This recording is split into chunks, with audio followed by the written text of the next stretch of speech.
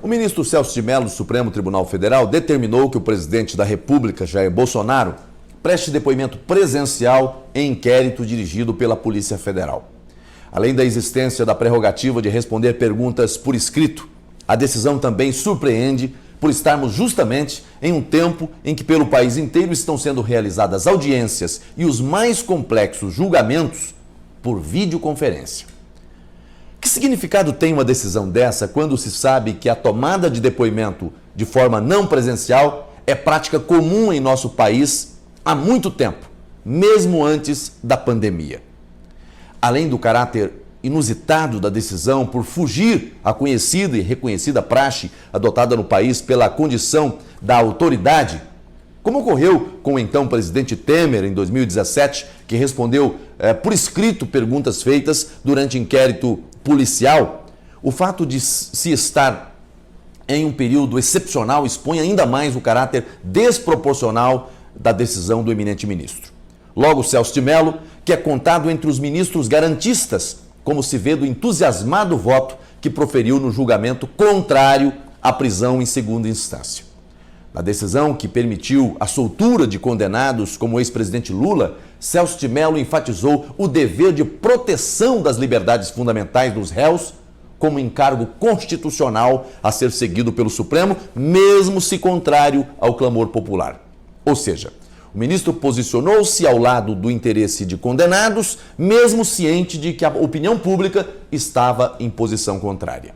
Disse o ministro, abre aspas, o processo penal traduz instrumento garantidor de que a reação do Estado à prática criminosa jamais poderá constituir reação instintiva, arbitrária, injusta ou irracional.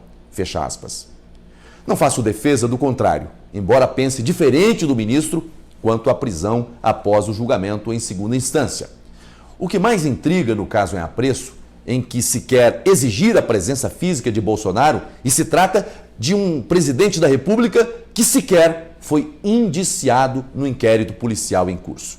Daí, a fundada dúvida jurídica quanto à aplicação da regra geral de comparecimento pessoal e não a prerrogativa de manifestação por escrito, como prevê o Código de Processo Penal, quando a autoridade está na condição de testemunha. No caso do presidente Jair Bolsonaro, o ministro Celso de Mello afastou-se de sua posição garantista para, mesmo diante da possibilidade jurídica e da inequívoca situação excepcional hora vivida, decidir por determinar o comparecimento presencial. Não há bom senso ou razoabilidade nisso.